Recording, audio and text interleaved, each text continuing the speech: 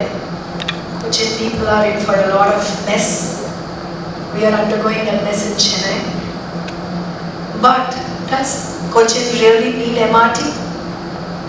It has such fabulous network of waterways, and it's not as if you people do not know what houseboats are and what boating is. Like Kerala, it is like fish in water. So why not use those water networks which are there already? Very little investment. I think you can start moving people along the waterways, which is enjoyable.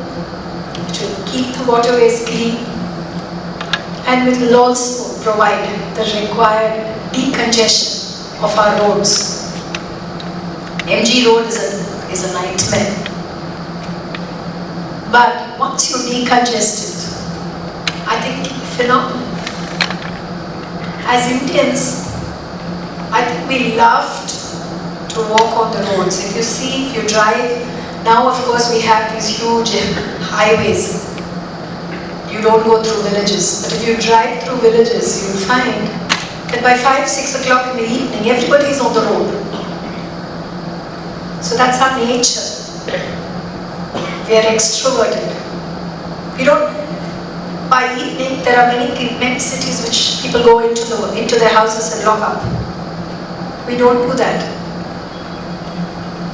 Roads are our places where we socialize, where we say hello, where we buy, where we do all the little things that we want to do outside office.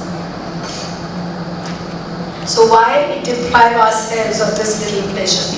And why take away something which is so characteristic of India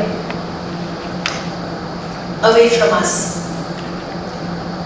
When you have pedestrian walkways, if you look at our Jaipur example, all the buildings and the pedestrian walkways are very narrow. So the shade of the buildings fall on the road, and you're always walking in shade, even if it is 2 o'clock in the morning, you're walking in shade. We don't have pavements to walk. I don't know, do you still have pavements in Kochi? Even if there is, I think it will be about 2 feet high and nobody can get onto it and get off it. So this is something that we need to understand. So I thought Venice is a beautiful example for us for Kochi to emulate, not replicate. Nothing can be replicated because everything has to respond to the microclimate, to the geography, to the people, different classes of people, different segments of people, before you decide on what is required where. So now, unfortunately, nature is not taking it so kindly on Venice. The waters are rising. But the merry gondolas still continue. But it's almost becoming a fragile state. Because with waters rising, the sea water is rising, many of the buildings, the piazzas, the beautiful piazzas where the Murano art happens and where caricatures happen and where eateries happen and you have those big ice creams, will all be partially under the water. So we have to be very careful about what we are doing to nature. I think we have abused nature. So I think it's time we sit up as a fraternity and tell the people the value of the natural resources that are available to us and why we should conserve and respect the resources. This is happening in any city, the sprawl. If you drive from Madras to Bangalore, where is the highway? There's no highway. You're completely walking through driving through development. So that is urban sprawl, and that happens only along the highway to a depth of maybe a kilometer on either sides of the road. Is that sufficient for the government to provide infrastructure? We are not such a rich country.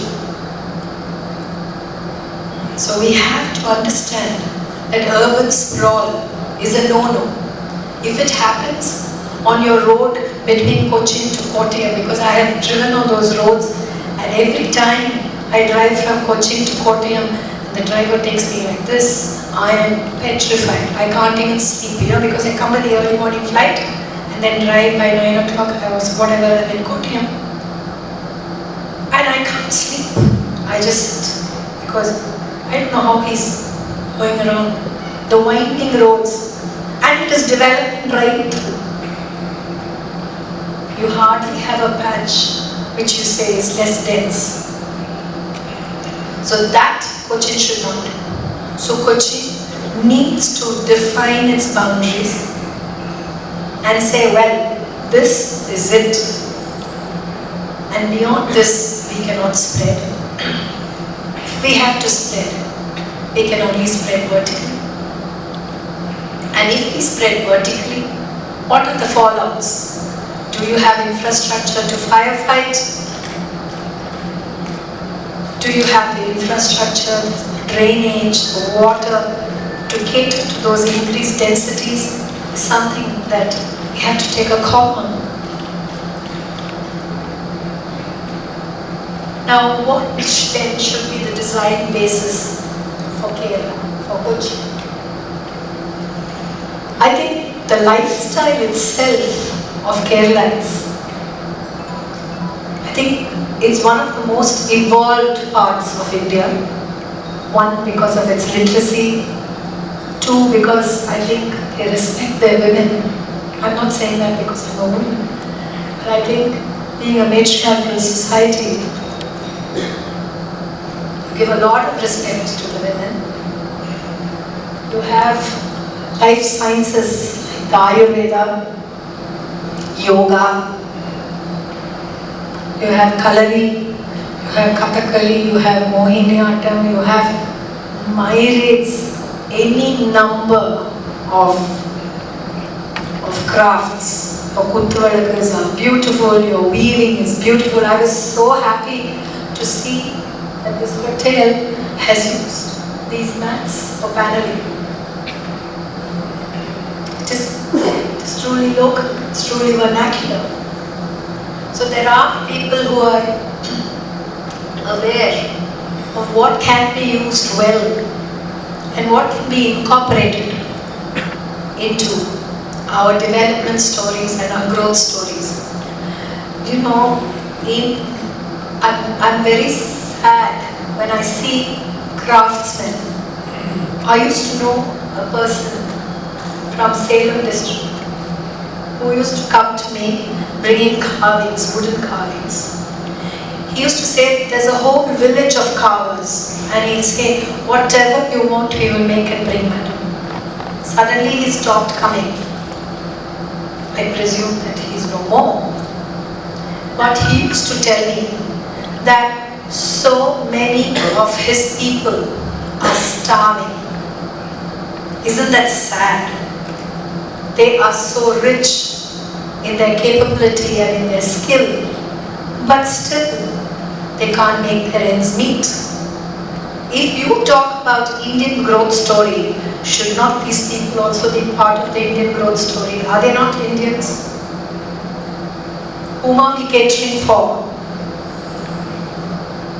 So please think Indo-centric when you develop, to see that we are inclusive to the many societies that are here around us.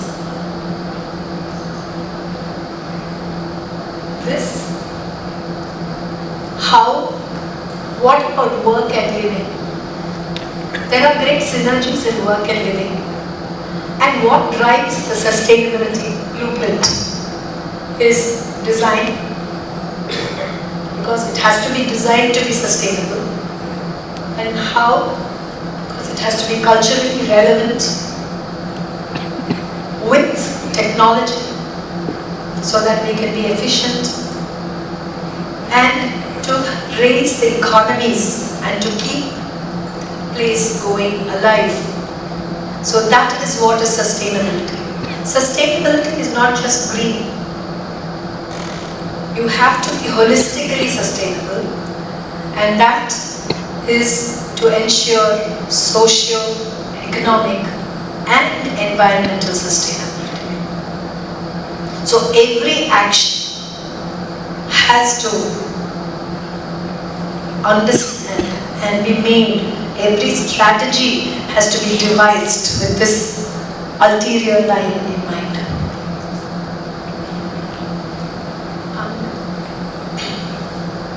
Well, this is Gurgaon.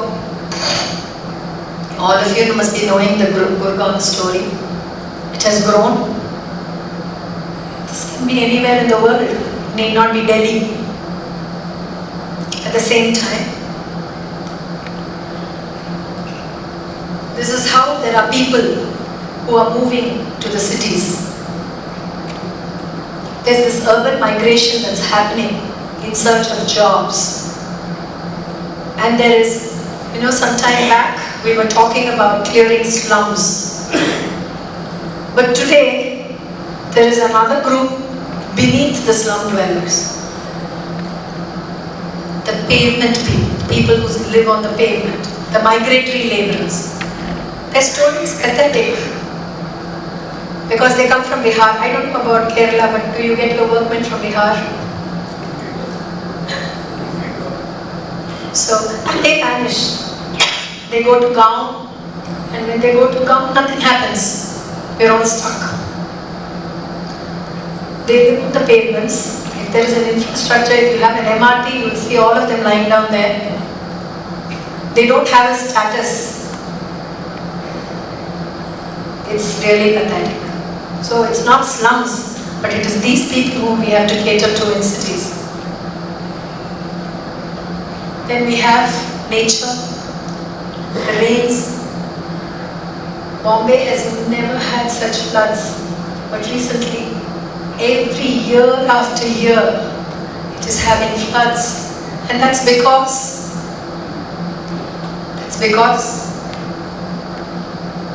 of us. All the stormwater drains are clogged. You're doing that for me?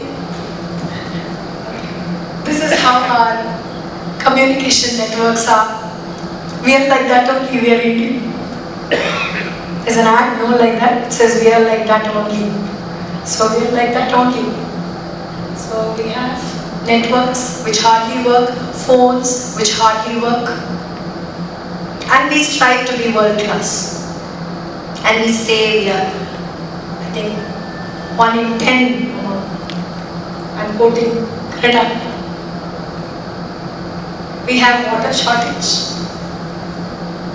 Look at this poor agricultural area. Look at these roads. Are they walkable? The road rage every day in the papers is so much. They say that somebody has gone and bashed up somebody has gone and killed another person. Somebody has killed a guy who's selling a token on the road. Why? It's all because the stress levels are so high. And our cities are making the stress level high. We need to positively decongest our cities and give proper infrastructure. This is what happens, but tell me, what is the solution? Is it technology? Is it more cars? You get more cars, you get bigger cars. You have the Hummer and the BMWs and the Porsche and the Audis all whining on this road. Are we ready for those cars? What are these multinationals doing bringing in those cars for us? We have to rectify this first. We have to devise a methodology by which we move people and how we house people. I think that is very important for any city. So these are the two main parameters: how we move people, how we house people. How we house people is relatively easy because I think they're all in good hands. But how we move people is policy, is government. So now, our cultural background, we have fantastic arts, fantastic crafts. So how do we bring it into the modern? I am not, please don't mistake me, I am not referring to, when I say vernacular, etc., I am referring to low-rise buildings. I am saying that you can incorporate these technologies even in your high-rise buildings. Indians have been very innately frugal. Till a few years ago, we used to carry pens with, those refills. Earlier, we used to carry fountain pens with ink. Today, we're just throwing them off. So once you throw them off, where does it go? Can it get recycled? If it can get recycled, fine. But if it can't, then what happens? Are we planning for our garbage? They say Bangalore, the garden city, is now the garbage city because it's producing so much garbage and they don't know where to dispose the garbage off because Bangalore is relatively small when compared to the densities there are. So the repercussions are many.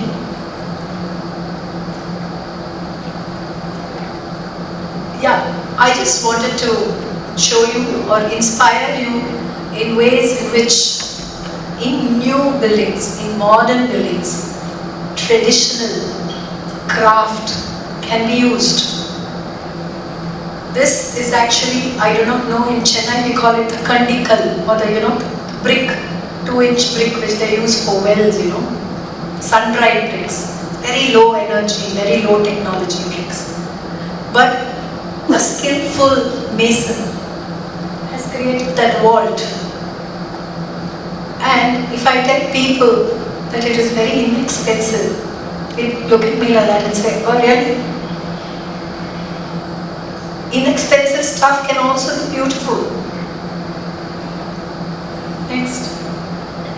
This, I don't know whether it's very clear, but what I have done is I have used all these collection of doors. I was in KL, I think, last week, and the topic that I had to talk was